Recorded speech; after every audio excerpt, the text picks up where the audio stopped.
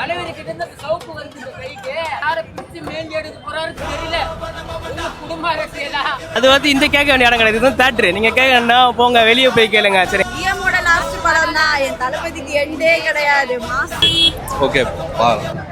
படம் mass bro. Super. Last last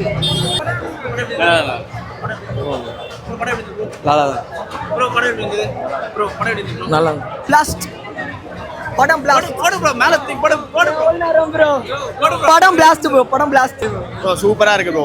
திருப்பி எத்தனை தடவை பார்க்கலாம் படம். பிளாஸ்ட்னா சூப்பர். ஓகே பாரு.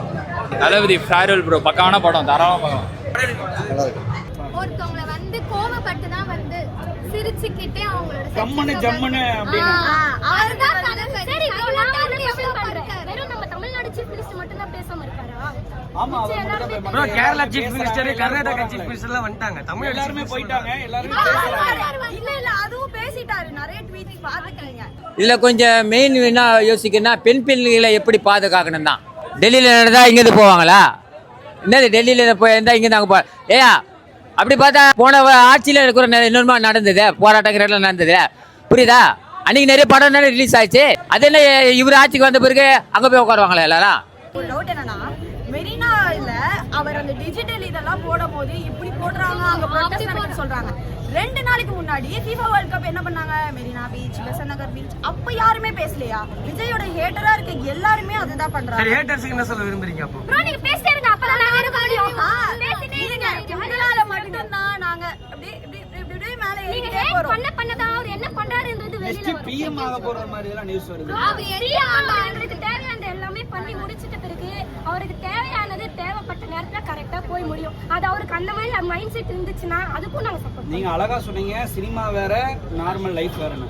ஆனா விஜய் சாரே சொல்லியிருக்கிறாரு ரெண்டுமே ஒண்ணுதான் அப்படின்னு மாதிரி. விர்ச்சுவல் வாரியர்ஸ், என்னுடைய ஃபேன்ஸ் எல்லாம் விர்ச்சுவல் வாரியர்ஸை உருவாக்கி அதுல இருக்கிற இருக்காங்க. கருத்து ப்ரோ, இப்போ சினிமா என்டர்டைன்மெண்ட் நம்ம எடுத்துக்கிறோம் இல்லையா? என்டர்டைன்மெண்ட் மட்டும் எடுத்துக்கூடாது. இப்போ ஜனநாயகம்ல பொலிட்டிக்ஸ் நாலேஜ் பத்தி சொல்லிருக்காங்க இல்லையா? பொலிட்டிக்ஸ் நாலேஜ் பத்தி தான் நம்ம தெரிஞ்சுக்கணும். அது வந்து இந்த கேட்க வேண்டிய இடம் கிடையாது. இதுவும் தேட்டரு. நீங்க கேட்கணும்னா போங்க வெளியே போய் கேளுங்க. சரிங்களா? டெய்லியில போராட்டம் பண்றது வந்து நீட் வந்து பேனு கிடையாது. அவங்க ரீஎக்ஸாம் மேக்கர்ஸ் வராங்க. கொஸ்டின் பேப்பர் லீக் ஆயிடுச்சுன்ட்டு. ஓகே, நல்லா தெளிவா புரிஞ்சுங்க. தமிழ்நாட்டில் இருக்கிறவங்க எல்லாருமே பேனுக்கு போராடினா எல்லாருமே சேர்ந்து போராடலாம். நீங்க வந்து நீட் ரீஎக்ஸாம் போராடுறீங்க, அதனால அது பேசுறதே வேஸ்ட். சரிங்களா? அதை விட்டுருங்க. கரெக்டா விஜய் படம் வரும்போது, எங்க அண்ணன் படம் வரும்போது அவங்க 100 கேள்வி வரும், 100 பிரச்சனை வரும். எங்க அண்ணன் சிஎம் ஆகி கூட பிரச்சனை எங்க அண்ணன் தேடி வருது படம் ரிலீஸ் ஆகும்போது. உள்ள ஆல்ரெடி நீங்களே கூட்டத்தை பாக்குறீங்க. எல்லா ஷோ சோல்ட் அவுட்டு. உள்ள தேட்டரு வேற மாதிரி போயின்னு இருக்கு ரெஸ்பான்ஸ்னா. நீங்க பாருங்க, மஜாவா இருக்கும் படம். டைட்டில் கார்டு சொல்லவா வேணும்? Chief minister of Tamil Nadu, honourable chief minister போட்டோன்னே தெரிக்குது. அங்க உள்ள போய் பாருங்க. நானா 6 மாசம் வெயிட் பண்ணி பார்த்துட்டு வரேன். இன்னும் ஒரு சீன் பார்க்காம உள்ள போய் பார்க்குறேன். எல்லாரும் அது மாதிரி தான் இருக்காங்க. ஃபேன்ஸ் எல்லாம் ரொம்ப ஹைப்பா இருக்காங்க. போய் பாருங்க. 6 மாசம் கழிச்சு விட்டு இருந்தா தளபதி விஜய்னு வந்திருக்கோம்.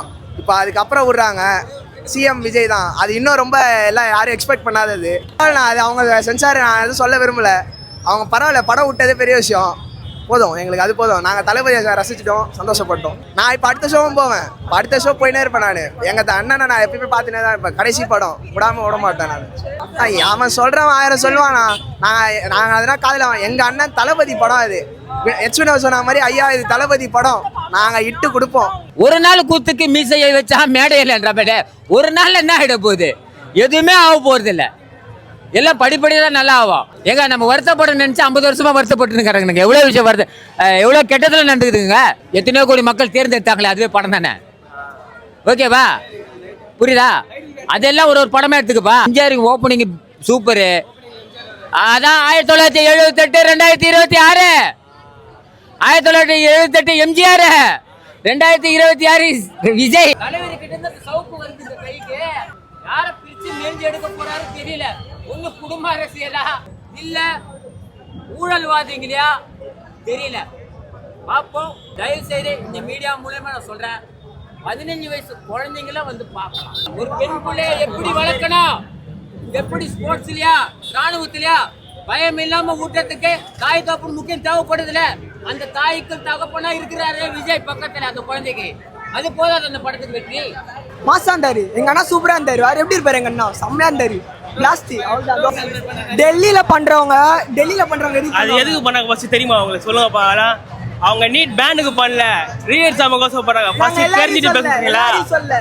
தளபதியை ஏட் பண்றாங்க பாரு, அவங்களுக்கு மட்டும் சொல்றேன். எம்ஜிஆர் ஆசீர்வாதத்தோட சவுக்கு விழுது. யார் யாரை பிரிச்சு மேஞ்சி எடுக்க போறாரு தெரியல. ஊழல்வாதிங்களா இல்ல எப்படி தெரியல. வெயிட் அண்ட் சீன்றாரு. மாற்றம் வேணும் மாற்றம் வேணும்னு அந்த படம் ஜனவரி மாசம் கேட்டாரு. அதுக்கு முன்னாடியே கொடுத்துறாங்க மக்கள். பாப்பாங்களா யாருன்னா சாக்லேட் கொடுத்தா தயவு செய்து வாங்காதீங்க. 3 இடத்துல கையை வைக்க அனுமதிக்காதீங்க. பெண் குழந்தைகள் தான் சொல்றேன். 4லிருந்து 15 வயசு குழந்தைங்க கூட பார்க்கலாம். அது என்ன 18 வயசுக்கு மேல பார்க்கணும். இதுல ஒரு அழகான மெசேஜ் இருக்குது. நான் கேட்குறேன் சென்சார் போட. நான் திருப்பி கேட்குறேன், ஏன் ஒரு பெண் குழந்தை எடுத்துன்னு பார்க்கறதுக்கு ஆசையாகுது. இந்த காட்சி சொல்றா போற ஒரு நடிகர் எனக்கு தேவைப்படுதில்ல அந்த காட்சி. தமிழ்நாட்டு முழுக்க ஒரு முக்கியமான ஒரு கோரிக்கை. நான் ஒரு இந்து, நீ ஒரு கிறிஸ்டின் இருந்தா என் கோயிலை நீ காப்பாத்து. நீ ஒரு கிறிஸ்டின் இருந்தா உன் கிறிஸ்துமஸ் உன்னுடைய கோயிலை நான் காப்பாத்துறேன். அதான் ஸ்கிரீன் பிளேல.